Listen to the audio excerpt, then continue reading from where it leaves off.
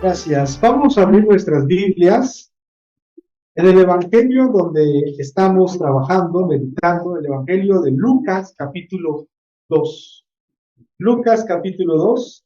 Y me voy a permitir leer el capítulo 2. En este caso va a ser todo el capítulo 2. Es amplio, es largo, pero no nos hace mal leer todo el capítulo 2, ¿verdad? Vamos y me van a seguir con su vista en la lectura. Y dice así, Lucas capítulo 2. Aconteció en aquellos días que se promulgó un edicto de parte de Augusto César que todo el mundo fuese empadronado. El primer censo se hizo siendo Cirenio gobernador de Siria, e iban todos para ser empadronados, cada uno a su ciudad. Y José subió de Galilea a la ciudad de Nazaret, a Judea, a la ciudad de David, que se llamaba Belén, por cuanto era de la casa y la familia de David, para ser empadronado con María, su mujer, desposada con él, la cual estaba encinta. Y aconteció que estando ellos allí, se cumplieron los días de su alumbramiento, y dio a luz a su hijo primogénito, y lo envolvió en pañales, y lo acostó en un pesebre, porque no había lugar para ellos en el mesón. Habían pastores en la misma región que velaban y guardaban las vigilias sobre su rebaño. Y he aquí, se les presentó un ángel del Señor, y la gloria del Señor los rodeó del resplandor, y tuvieron gran temor. Pero el ángel les dijo: no temáis, porque he aquí os doy nuevas de gran gozo, que serán para todo el pueblo, que os ha nacido hoy en la ciudad de David un Salvador, que es Cristo el Señor. Esto os servirá de señal: hallaréis al niño envuelto en pañales, acostado en un pesebre. Y repentinamente apareció con el ángel una multitud de las huestes celestiales que alababan a Dios y decían: gloria a Dios en las alturas, y en la tierra paz, buena voluntad para con los hombres. Sucedió que cuando los ángeles se fueron de ellos al cielo, los pastores se dijeron unos a otros: pasemos pues hasta Belén y veamos esto que ha sucedido y que el Señor nos ha manifestado. Vinieron pues apresuradamente y hallaron a María y a José y al niño acostado en el pesebre.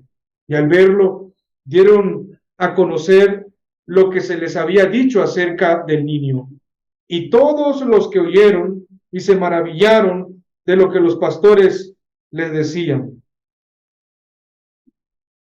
Pero María guardaba todas estas cosas, meditándolas en su corazón.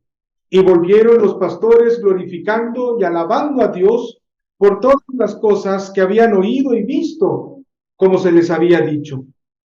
Cumplido los 8 días para circuncidar al niño, le pusieron por nombre Jesús, el cual le había sido puesto por el ángel antes que fuese concebido. Y cuando se cumplieron los días de la purificación de ellos, conforme a la ley de Moisés, le trajeron a Jerusalén para presentarle al Señor, como está escrito en la ley del Señor: todo varón que abriere la matriz será llamado santo al Señor. Y para ofrecer conforme a lo que se dice en la ley del Señor, un par de tórtolas o 2 palominos. Y he aquí había en Jerusalén un hombre llamado Simeón, y este hombre justo, piadoso, esperaba la consolación de Israel, y el Espíritu Santo estaba sobre él. Y le había sido revelado por el Espíritu Santo que no vería la muerte antes que viese al ungido del Señor. Y movido por el Espíritu, vino al templo. Y cuando los padres del niño Jesús lo trajeron al templo para hacer por él conforme al rito de la ley, él le tomó en sus brazos y bendijo a Dios diciendo: ahora, Señor, despide a tu siervo en paz, conforme a tu palabra, porque han visto mis ojos tu salvación, la cual has preparado en presencia de todos los pueblos, luz para revelación a los gentiles y gloria de tu pueblo Israel. Y José y su madre estaban maravillados de todo lo que se decía de él. Y los bendijo Simeón y dijo a su madre María: He aquí, este está puesto para caída y para levantamiento de muchos en Israel, y para señal que será contradicha. Y una espada traspasará tu misma alma, para que sean revelados los pensamientos de muchos corazones. Estaba también allí Ana, profetisa, hija de Fanuel, de la tribu de Aser, de edad muy avanzada, pues había vivido con su marido 7 años desde su virginidad, y era viuda hacia 84 años, y no se apartaba del templo, sirviendo de noche y de día con ayunos y oraciones. Esta, presentándose en la misma hora, daba gracias a Dios y hablaba del niño a todos los que esperaban la redención en Jerusalén. Después de haber cumplido con todo lo prescrito en la ley del Señor, volvieron a Galilea, a su ciudad de Nazaret, y el niño crecía y se fortalecía y se llenaba de sabiduría, y la gracia de Dios era sobre él. Iban sus padres todos los años a Jerusalén en la fiesta de la Pascua. Y cuando tuvo 12 años, subieron a Jerusalén conforme a la costumbre de la fiesta. Al regresar ellos, acabada las fiestas, se quedó el niño Jesús en Jerusalén sin que lo supiese José y su madre. Y pensando que estaba entre la compañía, anduvieron camino de un día y le buscaban entre todos los parientes y los conocidos. Pero como no le hallaron, volvieron a Jerusalén buscándole. Y aconteció que 3 días después le hallaron en el templo, sentado en medio de los doctores de la ley, oyéndoles y preguntándoles. Y todos los que le oían se maravillaban de su inteligencia y de sus respuestas. Cuando le vieron, se sorprendieron y le dijo su madre: Hijo, ¿por qué nos has hecho así? He aquí tu padre y yo te hemos buscado con angustia. Entonces él les dijo: ¿por qué me buscáis? ¿No sabéis que en los negocios de mi padre me es necesario estar? Mas ellos no entendieron las palabras que les habló. Y descendió con ellos y volvió a Nazaret, y estaba sujeto a ellos, y su madre guardaba todas estas cosas en su corazón. Y Jesús crecía en sabiduría, en estatura y en gracia para con Dios y los hombres. Versículo 40 dice: y el niño crecía y se fortalecía y se llenaba de sabiduría, y la gracia de Dios era sobre él. Versículo 52. Y Jesús crecía en sabiduría y en estatura y en la gracia para con Dios y los hombres. Y finalmente, leer el versículo 46 que dice: y aconteció que 3 días después le hallaron en el templo, sentado en medio de los doctores de la ley, oyéndoles y preguntándoles. Hoy vamos a hablar acerca de Jesús en el templo. Seguimos avanzando, estamos en la última sección del capítulo 2. Y Lucas ha estado presentando desde el capítulo 1 hasta el capítulo 2 los testimonios de los hombres hasta aquí sobre la identidad de Jesús, sobre quién es este Jesús. Esto, claro, es posible, es decir, Es posible que los hombres hagan este testimonio porque fue Dios quien les reveló quién era Jesús. No es que ellos lo adivinaran, sino recibieron una revelación de la identidad de Jesús. María supo del Hijo que llevaba dentro de ella porque un ángel le habló, le dijo quién era ese niño. Zacarías, Elizabeth, también habían recibido una revelación de Dios. Sabían de la identidad del Hijo por venir, del Mesías por venir. Además de que sabían de que habían concebido a Juan por un milagro. Además, Simeón y Ana vinieron al templo y también por revelación de Dios sabían que era el Hijo de Dios al que se estaba presentando. ¿Y qué decir de los pastores que estaban allí velando? También recibieron revelación de Dios y dieron testimonio. Noten que para dar testimonio entonces de quién es Jesús, se requiere de la revelación divina, se requiere de que nosotros tengamos su palabra. En este caso, tenemos la Biblia. Esa es la razón del por qué nosotros damos testimonio de Dios. Ahora, noten en el texto que hay un cambio en el enfoque. Los hombres aquí dando testimonio por la revelación de Dios, ahora es Jesús mismo quien se dará a conocer quién es Él. Va a haber una autorrevelación. Jesús se da a conocer a sí mismo con sus acciones. Él se revela a sí mismo con sus actos. Él anuncia, da a conocer, empieza a anticipar su vocación. Él entiende que su vida, todo lo que va a realizar, están enmarcados por los mandatos divinos que él tiene que obedecer y tiene que cumplir. Ya no son las personas, sino ahora es Jesús mismo quien se da a conocer. También hemos dicho en otro sermón que el nacimiento de Cristo fue ocultado por los judíos. Y desde otra perspectiva que vale la pena que toquemos en otra ocasión, y lo tocaremos también, podemos decir que en Israel se celebraban 7 fiestas nacionales importantes, 7 fiestas judías. ¿Cuáles eran estas 7 fiestas? La Pascua era una, los panes sin levadura era la segunda, las primicias era la tercera, y de hecho estas 3 se celebraban casi instantáneamente: Pascua, panes sin levadura y después las primicias.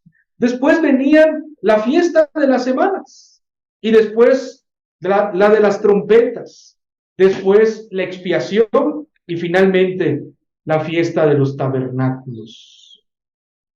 En el pasaje que hemos leído del capítulo 2 y hemos meditado, dice, habían pastores en esa región, dice el texto. Todas estas fiestas que he mencionado señalan, apuntan a Cristo, acciones que Cristo tiene que realizar. La palabra pastores que ahí se menciona en el texto es una palabra que se relaciona con la agricultura. Y noten que de todas estas fiestas, Cristo las va a cumplir. Cristo es nuestra Pascua. Él es el Cordero sin mancha. Nos limpia y nos libra del pecado. Él es el Cordero sin defectos, podríamos decir sin levadura. Él es la primicia, por eso Pablo va a hablar de eso. Él resucita como la primicia, haciendo alusión a esta fiesta de las primicias.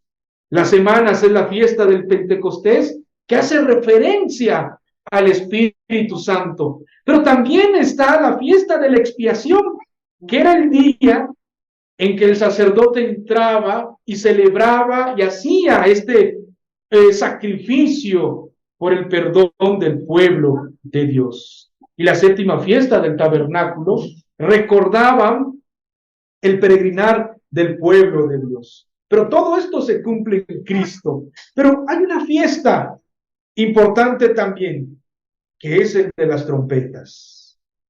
Y esta habla, anuncia la venida del Mesías.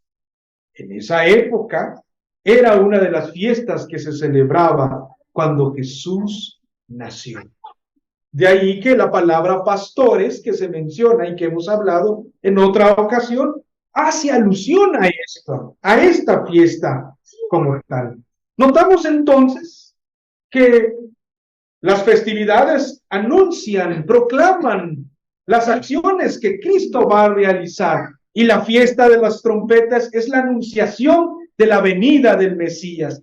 Y esto es un eco también después, porque Pablo en su carta a los tesalonicenses también lo mencionará, ¿no? Que cuando Cristo venga, vendrá con voz de mando, con voz de arcángel, con trompeta de Dios, ¿no? Misma alusión que aquí encontramos en la Biblia. Entonces, todas estas fiestas anunciaban la venida de Cristo. Todo esto apuntaba a Cristo. Ahora notemos que esta última parte del versículo 41 hasta el final, todo este episodio está enmarcado entre dos viajes. El de Nazaret a Jerusalén y el viaje de vuelta. Ahora nos va a mostrar la piedad de la familia de Jesús, pero en esta subida hacia Jerusalén, pero sobre todo, el Evangelio va a empezar a destacar al protagonista principal, al cual nosotros tenemos que voltear a ver. En mensajes pasados y en estudios pasados decíamos que los personajes bíblicos son ejemplos que están dados allí, pero son ejemplos de ver la gracia de Dios sobre ellos, cómo Dios obró en ellos. Pero cuando los evangelios o los evangelistas escriben y hablan sobre Jesús, todo el enfoque o todo el reflector va centrado en Jesús mismo. Los evangelios entonces nos hacen que centremos nuestra mirada en Jesús, porque Él es el protagonista. A Él sí hay que verlo, a Él sí hay que contemplarlo. Y aquí nos va a mostrar el mismo Jesús, su propia identidad, estando en el templo. Y vamos a notar tres cosas en este último párrafo del capítulo 2. La primera, vamos a notar la adultez de Jesús, la madurez de Jesús en esta fiesta de la Pascua. Lo segundo que vamos a notar es que está en el templo, se encuentra en el templo. Y lo tercero que vamos a notar de este episodio acerca de Jesús es su obediencia y su fortalecimiento, que es lo que el texto va a destacar aquí. Dicho esto, mis amados hermanos, empecemos a ver esta madurez de Jesús, esta mayoría de edad de Jesús. Vean cómo dice el versículo 41. Iban sus padres todos los años a Jerusalén en la fiesta de la Pascua. Todos los años, desde que Jesús nació, iban a esta fiesta. Versículo 42. Y cuando tuvo 12 años, no era la excepción, dice, subieron a Jerusalén conforme a la costumbre de la fiesta. Noten que Lucas inicia hablando nuevamente de la piedad de los padres de Jesús. Es interesante destacar que la ley exigía en ese tiempo a los varones adultos que ya cobraban conciencia asistir por lo menos a las 3 fiestas importantes del pueblo judío. Lamentablemente, por la conquista hacia el pueblo, por ser llevados esclavos, esto se hizo difícil. Los padres entonces, o la gente de aquella época, subía a una fiesta por lo menos. Y esta fiesta a la que subían en el tiempo de Jesús era la fiesta de la Pascua. Además, la obligación de todos los varones maduros era ir a Jerusalén 3 veces al año. Pero esto ya era imposible. Las fiestas que tenían que ir eran la Pascua, del Pentecostés, los tabernáculos. Pero la diáspora que se había dado, ¿no?, la persecución, hizo imposible cumplir con estos mandamientos. De ahí que esta costumbre entonces que se escogía era subir una vez al año para estar en la fiesta de la Pascua. Subían en caravana. Ese es el contexto. Y no era necesario, en cierto modo, que las mujeres fueran. Pero el hecho de que aquí se mencione a María, y muy posible otras mujeres, comunica el hecho de que había una piedad en la familia de Jesús. Todos unánimes. El texto nos dice cuántos años tenía Jesús cuando subió a esta fiesta, conforme a la costumbre. Y la subida hacia Jerusalén, esa expresión de la subida, es la forma en que se comunicaban en aquella época, o se decía en aquella época, no importando la altura, era una conmemoración.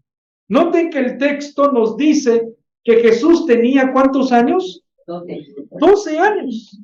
Y este dato es muy importante en el relato que Lucas nos está dando. ¿Por qué es importante? Es muy importante porque nos está hablando de el cambio del niño a la madurez. Esto implicaba que para cambiar a la madurez, los niños tenían que hacer su bar mitzvah. ¿Han escuchado eso? Ellos tenían que hacer eso a los 12 años. Pero el asunto está que cuando se llegaba a la madurez. Y entre los propios judíos no se ponen de acuerdo entre ellos. ¿Cuándo es esa edad? Sin embargo, la opinión de la mayoría de los judíos era que fue o que se establecía a los 13 años. Vean, Lucas nos dice 12, pero para entrar a la mayoría y cobrar esta conciencia de ser maduro, 13 años, cuando el niño entonces podía asumir plenamente esa responsabilidad ante las leyes de Dios. Pero para poder tener esta conciencia de responsabilidad, el niño que va a pasar a esta madurez tenía que ser llevado a la fiesta, al templo. Y Jesús es llevado a esa edad. El texto dice que cuando tenía 12 años fue llevado a Jerusalén para que asistiera a la fiesta de la Pascua, como era costumbre. Y la manera de subir en caravana en aquella época era que por delante y por detrás se encontraban gente adulta y en medio de la caravana se encontraban niños, los menores de edad. Quizás Jesús, cuando sus padres estaban subiendo, se encontraban en medio de la caravana. Allí estaba Jesús caminando, allí estaba subiendo a Jerusalén. Y él llega allí teniendo 12 años. Y cuando regresan, cuando la caravana de María y José regresan, el niño que ha cobrado conciencia ya no está en medio, sino que puede estar o adelante o detrás de la caravana, porque era maduro. Y como era parte de la costumbre de aquella época, María y José infirieron, como era normal, Jesús ya no se encontraba en medio de regreso en la caravana, posiblemente se encontraba o delante o detrás de la caravana. Pero, ¿cuál fue su sorpresa de ellos. Jesús entonces sube como menor de edad y allí, estando en esa fiesta, en esa Pascua, asume la responsabilidad allí. Llegó a la madurez y no bajó con sus padres. Se queda. Es posible que ellos, como familia, se quedaran a la celebración de esta fiesta. Porque celebrar la fiesta de la Pascua inmediatamente era celebrar la fiesta de los panes sin levadura. Inmediatamente también era celebrar la fiesta de las primicias. Tres fiestas en un solo momento que comunican entonces el sacrificio verdadero, que comunican entonces el cordero que es entregado sin mancha, pero también apunta a la resurrección de Cristo como primicia. Noten entonces el contexto de lo que Lucas nos está presentando. La actitud de Jesús de quedarse en el templo está comunicando su identidad. ¿Quién es Él? ¿Por qué hace esta acción? ¿Por qué es que se queda allí? Jesús entonces ya no baja con ellos. Cobra conciencia de la madurez y Él permanece en el templo. Este acto de Jesús empieza a apuntar a la acción que vendrá más adelante de lo que Él va a realizar para nuestra salvación. Y Jesús es consciente de eso. Esto nos recuerda a nosotros también como creyentes, que tenemos que ser conscientes de que qué somos nosotros, quién somos nosotros. Y no somos más que hijos de Dios adoptados por gracia. Allí el hijo cobra conciencia de que tiene un padre y que tiene que obedecer al padre, como veremos en un momento. Y esto de ser hijo y que está sujeto al padre tiene connotaciones importantes. ¿Por qué? En el contexto judío, las mujeres protegían a los hijos de 1 hasta los 11, 12 años. Las madres cuidando a los hijos. Los cuidaban, les enseñaban. Pero una vez que ellos llegaban a la madurez, sobre todo en este caso el varón, él quedaba bajo el cuidado de su padre.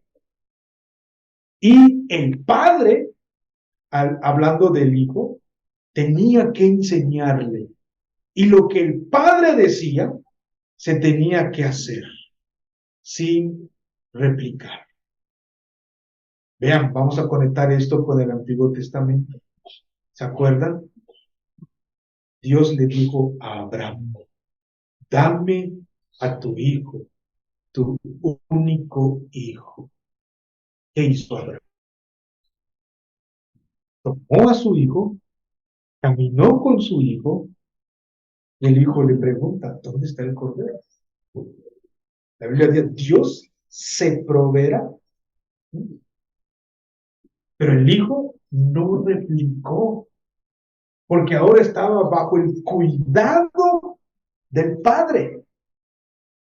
La misma idea aquí empieza a surgir, de entender que nosotros somos hijos de Dios y que si somos hijos, se requiere de obediencia, se requiere de saber que nosotros en Cristo tenemos que obedecer, que lo que dice su palabra es vida para nosotros. Por eso Jesús se queda allí, revelando entonces quién es Él, su identidad ahora. Y pasamos a lo segundo. Jesús permanece entonces en el templo. La caravana entonces, que en aquella época se componía de gente de un mismo pueblo o de varias aldeas, cuando salió esta caravana de María y de José, salió también ellos. Y como era costumbre, el niño ha cobrado conciencia, es maduro. Los padres dieron por sentado, Jesús o debe estar adelante o debe estar atrás? En esa primera noche de viaje, generalmente la caravana acostumbraba reunirse de noche en un lugar acordado. Y muy posible se detuvo la caravana, se reunieron. Llegó la noche y Jesús no estaba allí. La Biblia nos sigue diciendo, versículo 43. Al regresar ellos, acabada la fiesta, se quedó el niño Jesús en Jerusalén, sin que lo supiese José y su madre. Y pensando que estaba entre la compañía, anduvieron camino de un día y le buscaban entre los parientes y los conocidos. Pero como no lo hallaron, volvieron a Jerusalén a buscarle. Entonces, de arriba para abajo, José y María buscando a Jesús, pero no le encontraron. Entonces, nos dice la Biblia que regresan a Jerusalén, y el regreso a Jerusalén es un día de viaje, va el segundo día, y en el tercer día es cuando encuentran a Jesús. ¿Y lo encuentran dónde? En el templo. Y este hecho de que Jesús esté en el templo está comunicando la devoción del Hijo por el Padre. Jesús entiende que es hijo, hablando en este contexto redentor, ¿no? Él es quien va a redimir. Y entiende también el contexto de aquella época como hijo.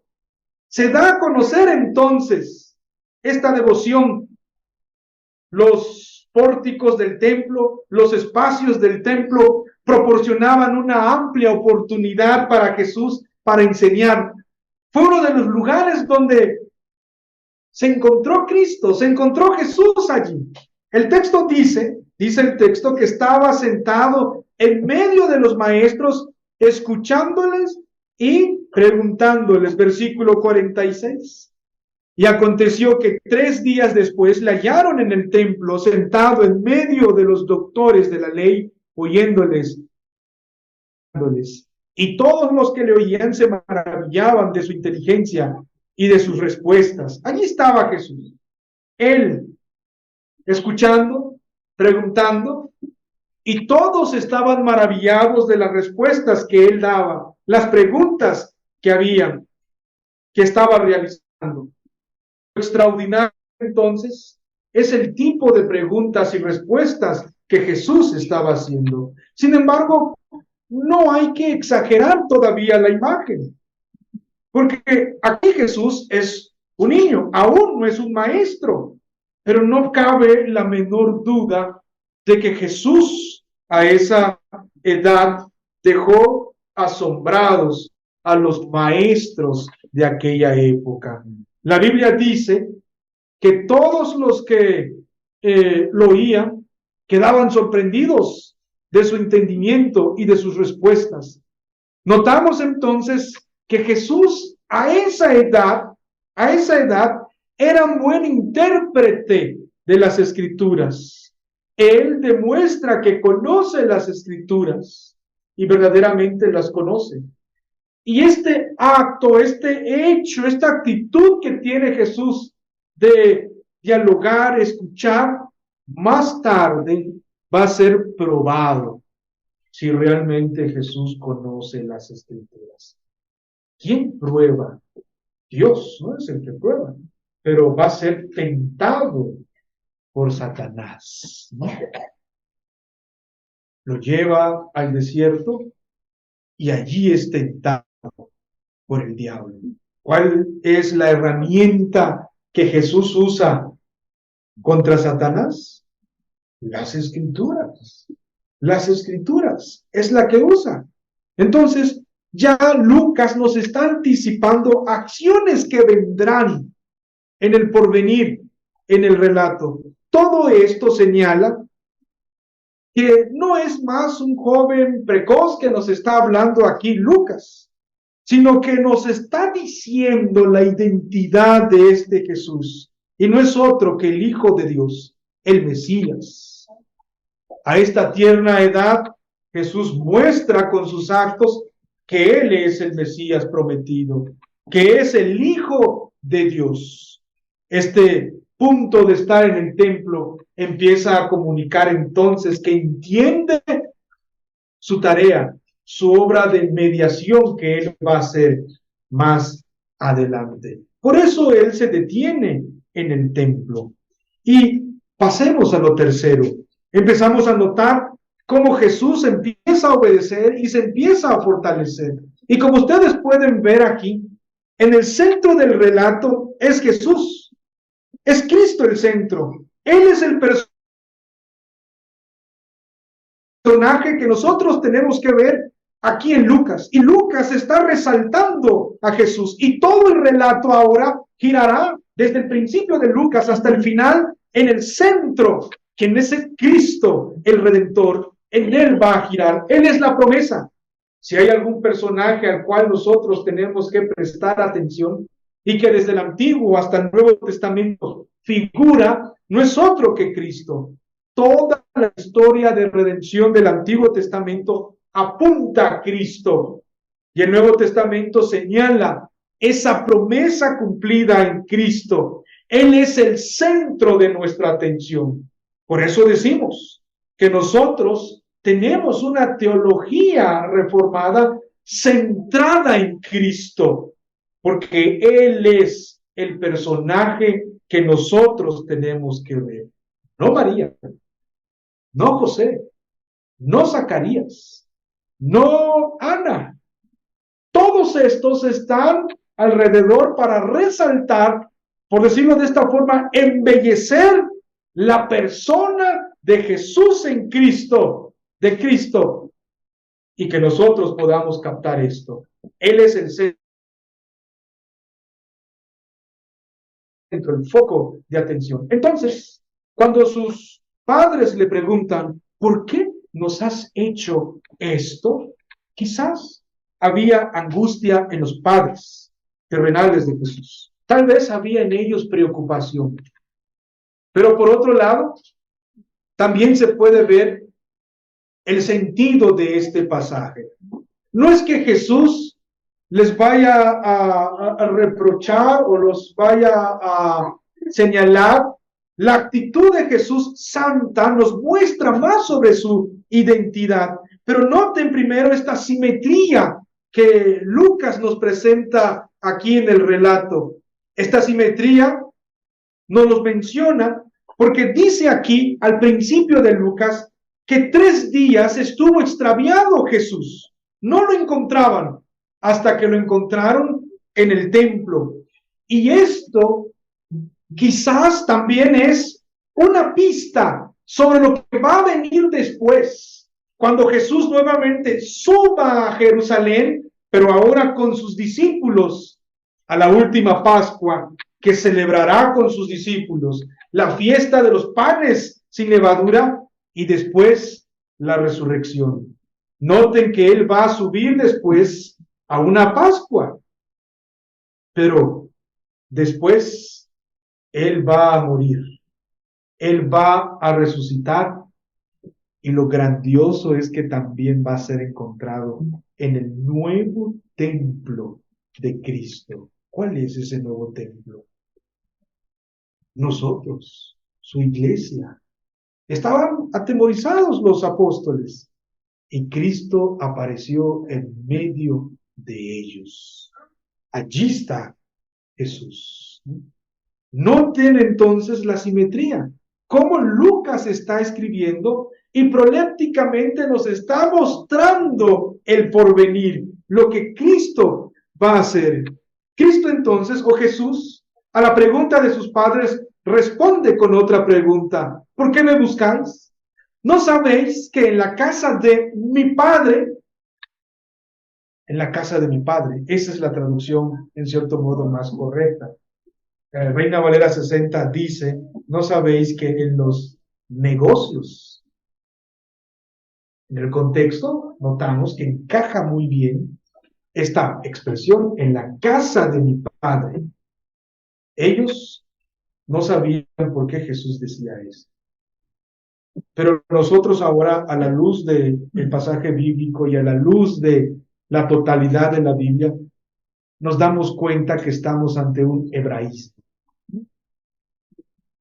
Porque hemos dicho que de 1 a 11, 12 años, la madre cuidaba al hijo. Pero una vez que entraba a la madurez, el padre tenía que enseñarle al hijo. Y a veces le enseñaba a palos para guiarlo, ¿no? Y aquí Jesús hace referencia a esto. Jesús, entonces, en esta madurez, entiende ya que está sujeto completamente, estamos hablando de su naturaleza humana, a lo que Él va a realizar, a lo que Él tiene que realizar. Y aquí nosotros podemos entender ya muchas cosas en el porvenir, cuando Él se encuentra allí a unas horas de ser entregado.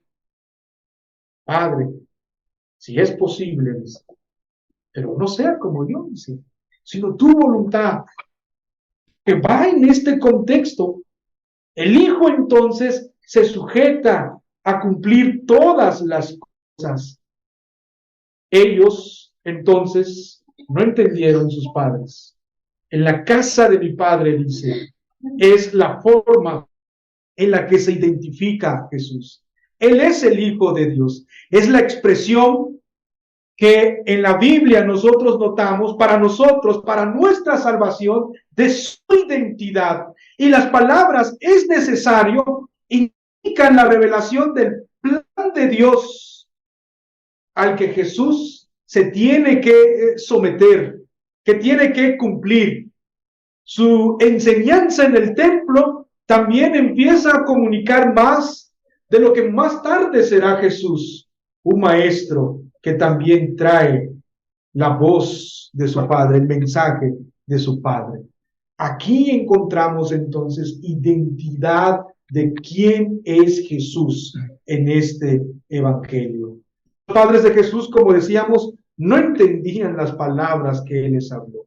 Pero también noten la obediencia de Jesús al volver a Nazaret con ellos. Ha cobrado conciencia de quién es Él. O sea, no que Él no supiese o que en ese momento vino algo, no. Él está cumpliendo con todas las cosas. Ha llegado a la madurez y ahora Él es el Redentor. María, dice, seguía meditando en estas cosas en su corazón. Y el evento termina indicándonos que Jesús nuevamente crecía en sabiduría. Lucas nos dice que pasó Jesús a la madurez. Jesús sabe que es el Hijo de Dios, pero tiene que avanzar en sabiduría y tiene que meditar en ello. Y también este acto de identidad de Jesús que Él mismo revela será probado también más tarde. Si tú eres el Hijo de Dios, le dice, haz esto. Y Jesús también responde. Hay entonces en Jesús a esa edad un sentido divino del deber. Él sabe que su obra y su vida que va a realizar es para bendición de su pueblo.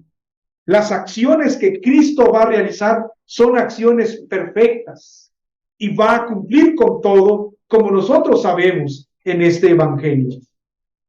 Pero a la luz de lo que venimos meditando y reflexionando, ahora nosotros como cristianos que tenemos todo el canon completo y que podemos leer esta historia de Jesús en los evangelios, nosotros en Cristo tenemos también ahora un sentido del deber, de obediencia para con Dios. Y a veces se nos olvida eso. A veces simplemente pensamos en un asunto meramente de adoración formal, como lo que hacemos ahora cuando nos reunimos. Pero es más que esto. Esto es parte de lo que somos como creyentes, como pueblo de Dios. Pero cuando termina aquí nuestra adoración formal, salimos en el reino de Dios Y nuestro sentido del deber como creyentes en Cristo tiene que resaltarse en todas las áreas de nuestra vida, como hijos con el Padre, como esposo, como esposa, en el matrimonio, en el trabajo.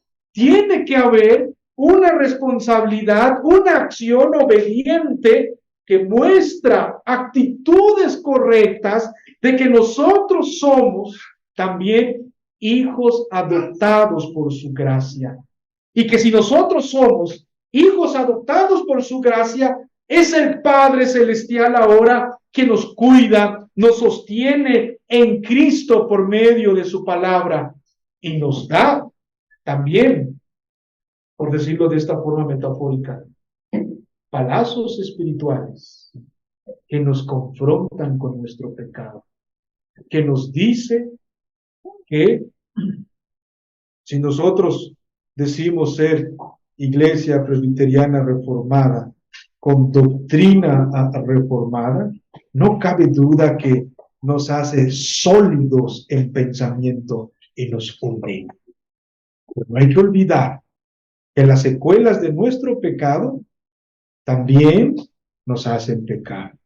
Tener doctrina reformada no nos hace inmunes al pecado, pero en Cristo Jesús podemos nosotros vencer al pecado. Que Lucas nos presente esta identidad de Jesús es para recordarnos a nosotros que es en Él, que es en la vida y en la obra perfecta de Cristo que nosotros podemos mostrar que somos hijos de Dios. Su palabra penetre en nuestro corazón y nos haga reflexionar de nuestra identidad delante de Él. Oremos. Padre, muchas gracias por dejarnos esta porción de la vida de Jesús, de tu Hijo. A la luz de ello, Señor, notamos que somos hijos tuyos, adoptados por gracia, que tú eres nuestro Padre. Y que a veces cuando leemos tu palabra y señala acciones incorrectas, pues no son, Señor, que la disciplina que tú a través de tu palabra ejerces para transformar, renovar nuestro pensamiento. Ayúdanos, Señor, a ser obedientes a ti, a escuchar tu voz, a actuar, Señor, como hijos tuyos, a mostrar, Señor, que hemos sido redimidos por ti y que solamente en tu Hijo Jesucristo es que nosotros podemos obedecer, actuar, comportarnos, mirar, pensar, caminar en este mundo como hijos tuyos, salvos por gracia. Gracias por la obra perfecta de tu Hijo, por la vida perfecta de tu Hijo, que nos recuerda que en Él es posible que nosotros caminemos en santa piedad, aquí, en este mundo quebrantado por el pecado. Y vaya, Señor, que lo está. Lo experimentamos a cada momento. Pero es posible vivir aquí, mostrando que somos hijos tuyos. Oramos en Cristo Jesús. Amén.